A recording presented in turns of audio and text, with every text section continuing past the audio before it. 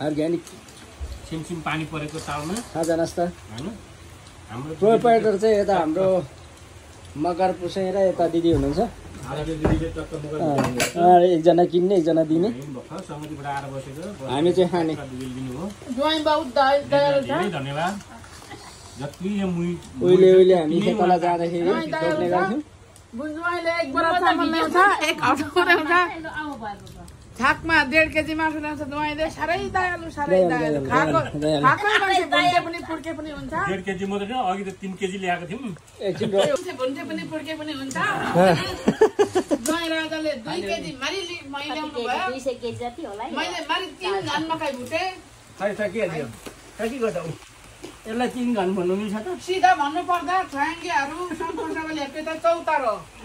हाम्रो दुवाई चाहिँ बर्पिपल हो बर्पिपल म चाहिँ खटाङे बर्पिपल हो चौतार हो यहाँ चाहिँ संघसभा फ्याङहरू चौतार हो म चाहिँ खटाङे बर हो बिसाउने ठाउँ शीतल दिने शीतल ताप्नेको अनुहार यस्तो छ फेरि चौतारी चाहिँ दिदी होला यता बर हुनुभयो अनि हामी चाहिँ बस्ने होला नि चौतारीमा कमिला जस्तो डन केरा जस्तो गाडिनु जस्तो मोलाउनु हैन बोलाउनु